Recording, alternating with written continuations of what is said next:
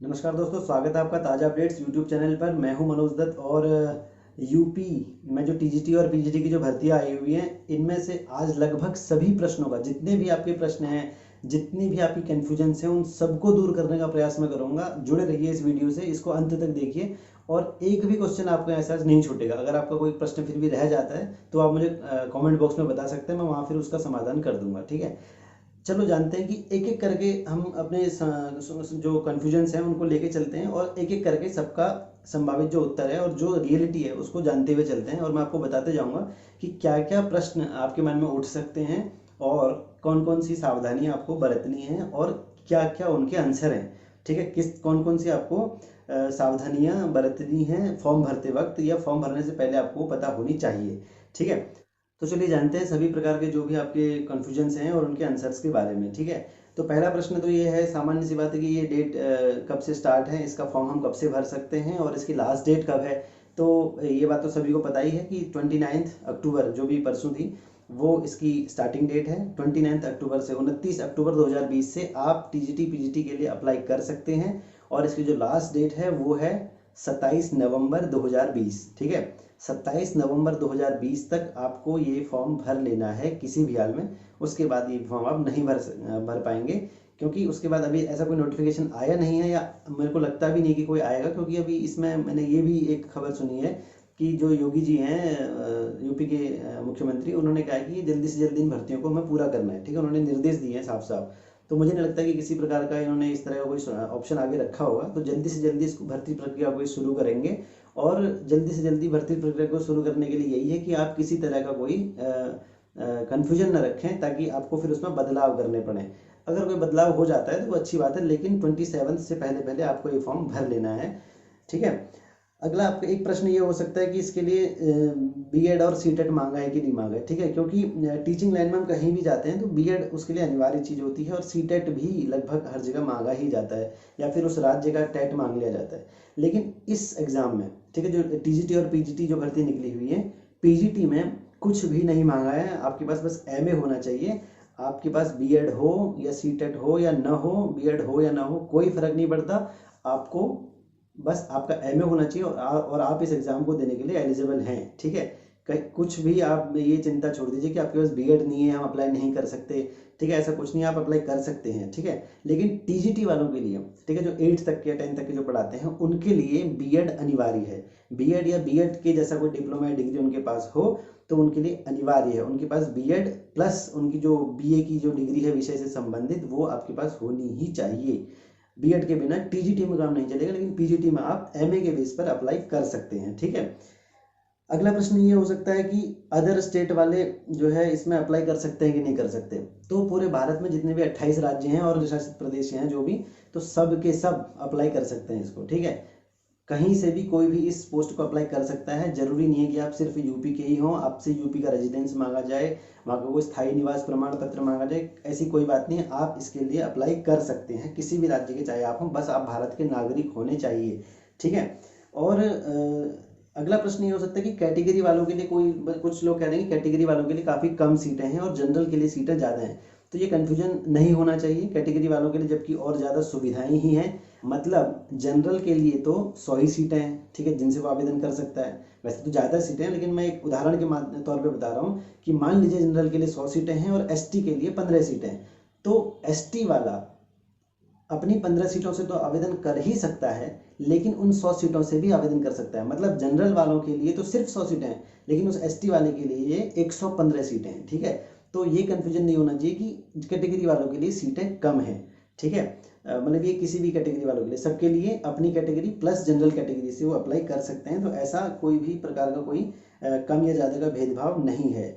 लेकिन एक नियम यहाँ पर आपको ध्यान में रखना है, यूपी का ही अपना नियम है कि कैटेगरी सिर्फ रिजर्वेशन सिर्फ और सिर्फ यूपी का ही मान्य होगा।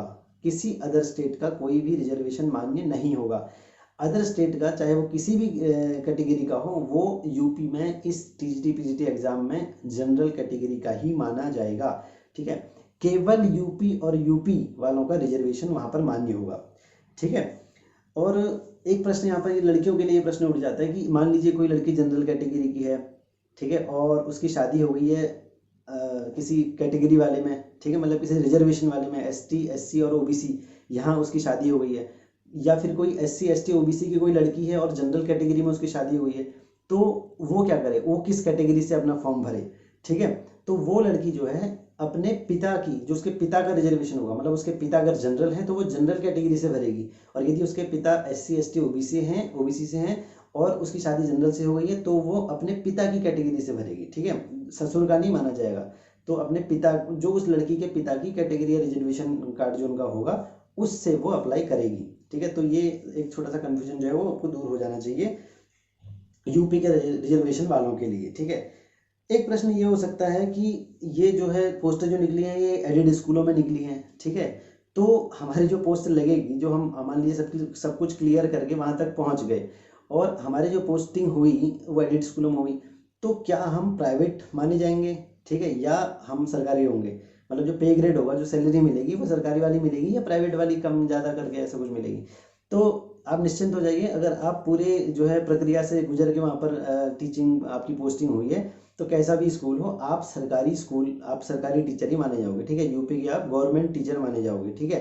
पे ग्रेड जो होगा वो आपको वही मिलेगा जो एक गवर्नमेंट टीचर को मिलता है, ठीक है। बस ये होता है कि थोड़ा सा जो गवर्नमेंट टीचर है जो सरकारी स्कूलों में लगा हुआ है वो जो है डायरेक्ट उसके खाते में सैलरी आती है सरकार की तरफ से, और जो एडेड स्कूलों में वो किसी के थ्रू आ सकती है, ठीक है, उस मैनेजमेंट के या फिर उस स्कूल के, वो थोड़ा सा उनका अपना हिसाब होता है कम ज़्यादा वाला, लेकिन है आप गवर्नमेंट टीचर ही, आपकी सैलरी पर या किसी अन्य वेतन भत्ते पर इसका कोई प्रभाव नहीं पड़ेगा।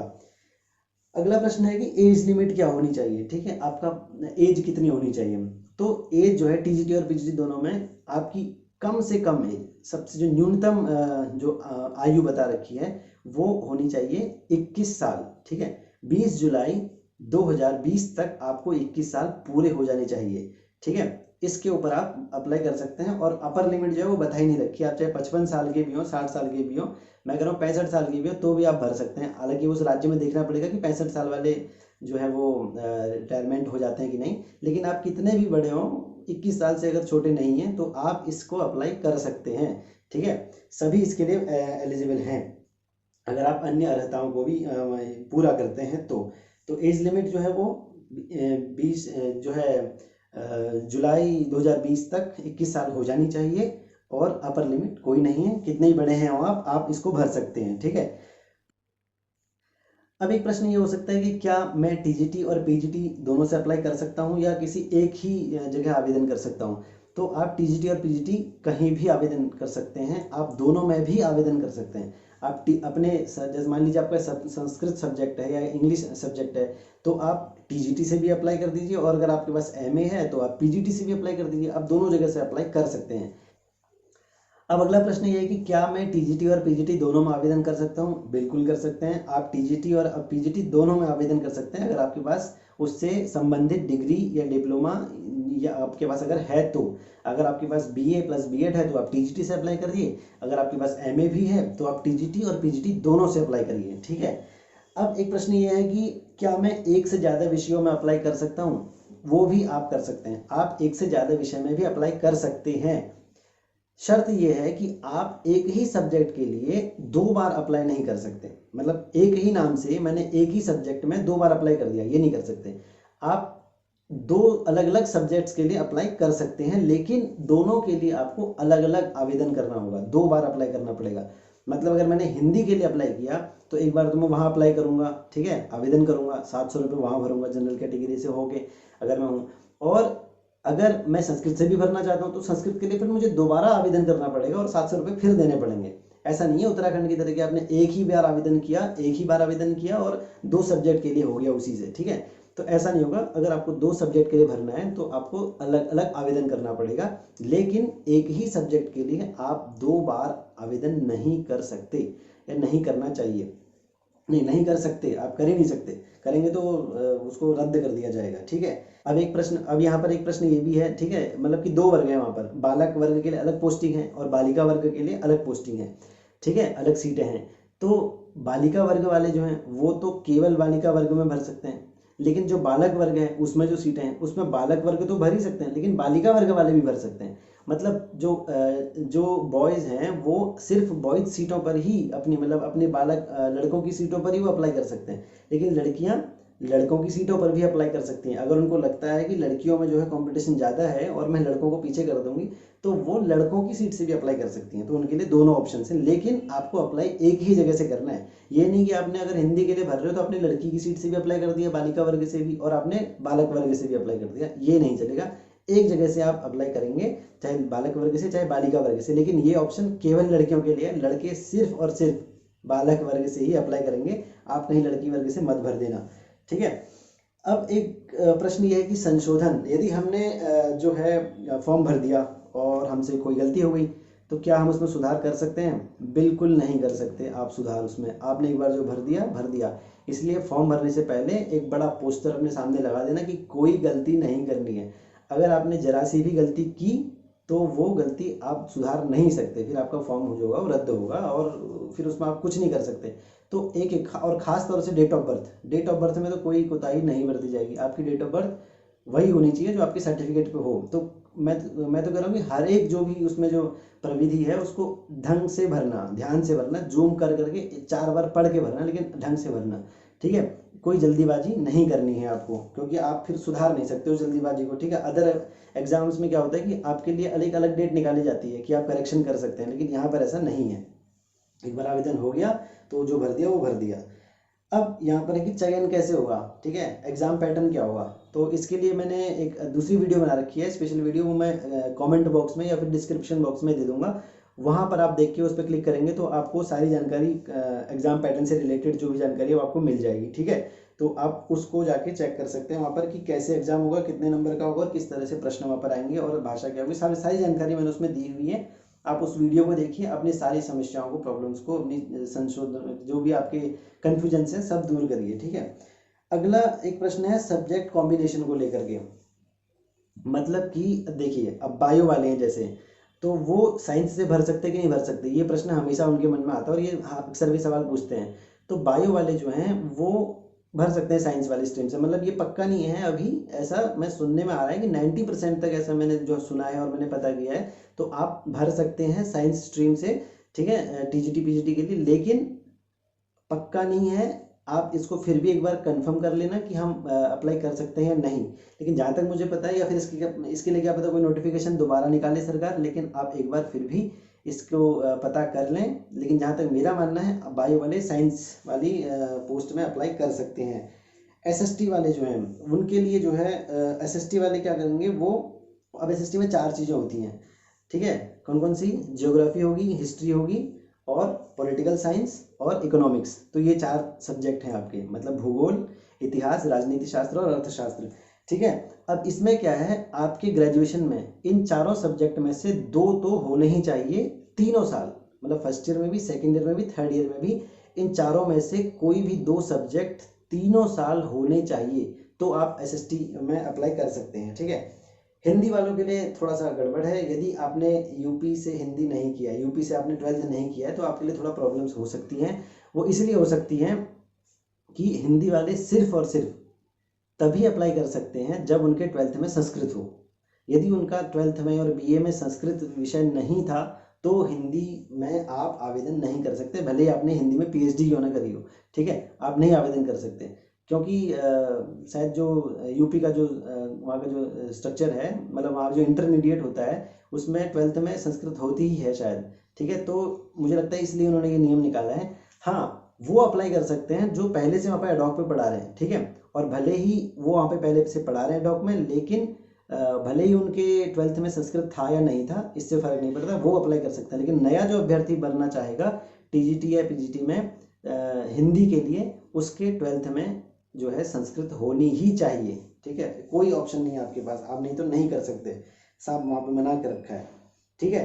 और एक प्रश्न ये है कि परसेंटेज कितनी होनी चाहिए, क्योंकि अलग अलग एग्जाम्स में परसेंटेज बता दी जाती है। किसी जगह होता है कि जनरल कैटेगरी की 55% से कम नहीं होनी चाहिए, इससे ज़्यादा हो तो ही अप्लाई कर सकते हैं। लेकिन यूपी में ऐसा कुछ नहीं है। अगर आपकी 33% भी है, 33% से भी अगर आप पास हुए हैं तो भी आप इसके लिए अप्लाई कर सकते हैं। बस एग्ज़ाम दीजिए, वहाँ अपना जलवा दिखाइए और पोस्ट लेके जाइए। कोई फ़र्क नहीं पड़ता आपके 12वीं में 55% आए हों या 33% आए हों, ठीक है। आपका एकेडमिक जो है आपके भविष्य को रोकने में जो है सक्षम नहीं हो पाएगा। आपकी प्रतिभा आपको अपना भविष्य संवारने का पूरा मौका देगी। आप अपनी प्रतिभा से अपने भविष्य को संवारेंगे, यूपी सरकार इसका पूरा मौका आपको दे रही है। ठीक है, अगला प्रश्न ये हो सकता है कि पेपर की भाषा क्या होगी आपकी। ठीक है, तो अब यहाँ पर क्या है कि पेपर में आपका जो पेपर होगा वो 2 भाषाओं में होगा, हिंदी और इंग्लिश। ठीक है, 2 भाषाओं में आएगा, अंग्रेजी और हिंदी में आएगा। लेकिन जो लैंग्वेज के पेपर्स हैं, ठीक है, मान लीजिए इंग्लिश, हिंदी, संस्कृत और उर्दू, ये तो लैंग्वेज के पेपर है, भाषा के पेपर हैं। इनमें उसी भाषा के क्वेश्चन होंगे बस। मान लीजिए आपने अंग्रेजी से भरा है, तो मतलब इंग्लिश के लिए आपने अप्लाई किया है, तो आपका पूरा का पूरा पेपर इंग्लिश में ही होगा। अगर आपने उर्दू से किया है तो पूरा का पूरा पेपर उर्दू से ही होगा। संस्कृत में से किया है तो संस्कृत में ही होगा पूरा पेपर। और अगर आपने हिंदी से किया है तो पूरा पेपर आपका हिंदी से ही होगा। इन चारों के अलावा अगर आपने किसी और सब्जेक्ट से भरा है तो आपके पेपर का माध्यम, आपके पेपर में भाषा जो होगी वो जो है विकल्प वाली होगी, हिंदी में भी होगा और इंग्लिश में भी होगा। ठीक है, लेकिन भाषा वाले जो हैं वो सिर्फ और सिर्फ उनकी भाषा में ही आएगा प्रश्न। ठीक है, अगला प्रश्न है कि प्रश्नों का प्रकार क्या होगा। ठीक है, मतलब कि जैसे अदर एग्जाम्स में क्या होता है, डीएसएसबी में आप अगर भरेंगे तो वहाँ पर एक कॉमन पेपर होता है 100 नंबर का। ठीक है, उसमें जीके, जनरल नॉलेज, ये मतलब जो भी चीज़ें हैं इधर उधर से, पेडागोजी हो गई और 20 नंबर की मैथ हो गई, इंग्लिश हो गई, ये सब चीज़ें उसमें 100 नंबर का अलग से कॉमन पेपर लिया जाता है और 100 नंबर का आपका जो सब्जेक्टिव पेपर होता है। तो यहाँ पर ऐसा कुछ नहीं है। यहाँ पर जितना पेपर आपके पास आएगा वो पूरा का पूरा सब्जेक्टिव होगा। बस ये है कि आपको अपने सब्जेक्ट की नॉलेज कितनी है। पूरा पेपर सब्जेक्टिव है, आपको अपने सब्जेक्ट की जितनी नॉलेज है सब वहाँ पर लगा दीजिए, रिवाइज कर लीजिए। जितने भी प्रश्न होंगे सब के सब आपके विषय से ही संबंधित होंगे। किसी प्रकार का कोई पेडागोजी, कोई साइकोलॉजी, कोई इंग्लिश, हिंदी, मैथ इधर उधर का कोई चांस नहीं है। सिर्फ और सिर्फ आपके विषय से संबंधित प्रश्न होंगे। तो ये पूरा मौका है आपके पास इसको निकालने का, इसको आपको नहीं छोड़ना है इस बार। ठीक है, और एक्सपीरियंस की बात अगर यहाँ पे आती है कि क्या आपका एक्सपीरियंस वहाँ पे मान्य है, क्या वो एक्सपीरियंस भी मांग रहे हैं, तो कोई एक्सपीरियंस नहीं मांग रहे हैं आपका। अगर अभी रिजल्ट निकला है, लेकिन ये है कि आपका रिजल्ट जो है ना, जो अगर आप पेपर भरेंगे, ठीक है, मान लीजिए आपने पीजीटी के लिए भरा है और आपका एमए का रिजल्ट अभी नहीं आया है, तो अगर वो 27 नवंबर से पहले आ जाता है तो आप भर सकते हैं। लेकिन अगर वो 28 नवंबर को आता है तो आप नहीं भर सकते। ठीक है, क्योंकि 27 नवंबर तक आपकी जितनी भी डिग्री हैं वो आपके पास होनी चाहिए वहाँ पे दिखाने के लिए। लास्ट डेट से पहले पहले आपके पास उस पोस्ट के लिए जो भी चीज़ें जरूरी हैं वो होनी चाहिए। अगर आपका रिजल्ट एमए का 28 को आता है, 28 नवंबर को, तो भी आप पीजीटी के लिए अप्लाई नहीं कर सकते। 26 को आ जाता है तो आप कर सकते हैं, मैं तो कह रहा हूँ 27 को आता है तो भी आप कर सकते हैं। ठीक है, लेकिन 27 से पहले आपके पास उस पोस्ट से संबंधित डिग्री आपके पास होनी चाहिए। एक्सपीरियंस नहीं मांगा है, लेकिन यूपी में जो पहले से ही एडॉक पर पढ़ा रहे हैं, जो तदर्थ शिक्षक जो कहा गया है उनको, ठीक है, उनके लिए थोड़ा सा छूट है। वो छूट ये है कि यदि वो अप्लाई करते हैं और पास कर जाते हैं तो मेरिट बनेगी, और जो मेरिट बनेगी उसमें उनको जितने साल उन्होंने पढ़ा है उस साल के हिसाब से नंबर मिलेंगे। मतलब उनको एक साल का 1.75 नंबर मिलेगा, 1.75% नंबर मिलेंगे, मतलब 1.5 नंबर तक लगा लो आप। ठीक है, तो इतने नंबर उनको पर ईयर का मिलेगा, और ज़्यादा से ज़्यादा ये नंबर जो है वो 35 हो सकते हैं, इससे ऊपर वो नंबर नहीं हो सकते। तो एक्सपीरियंस सिर्फ और सिर्फ यूपी में जो एडॉक पे पढ़ा रहे हैं उनके लिए है, और वो भी पर ईयर के हिसाब से हर साल का 1.5 नंबर या 1.75 नंबर ये उनको मिलेगा इस हिसाब से। तो ये मेरिट में उनके काम आ सकता है।